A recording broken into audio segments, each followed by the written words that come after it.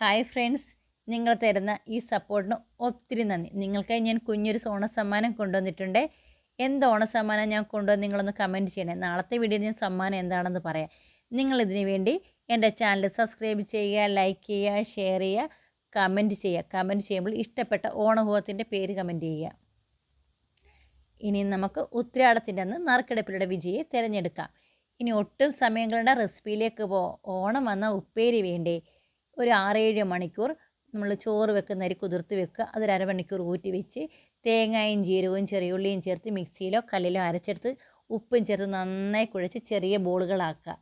ഇനി നമുക്ക് ചൂട് കട്ടിയുള്ള ഒരു പാത്രത്തിൽ എണ്ണ ഒഴിച്ചു കൊടുത്ത് നന്നായി തിളച്ച് വരുമ്പോൾ ഇത് മെല്ലെ ഇട്ട് കൊടുക്കുക.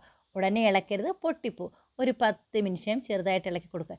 ഇതിങ്ങനെ ഇടയ്ക്കിടയ്ക്ക് ഇളക്കി കൊടുത്ത് നന്നായി മൂത്ത് വരുമ്പോൾ കളിയോടൊക്കെ തയ്യാറായി. നിങ്ങളുടെ നാട്ടിൽ ഇതിന് എന്ത് പേര് പറയുന്നത് കമൻറ്റ് ചെയ്യുക.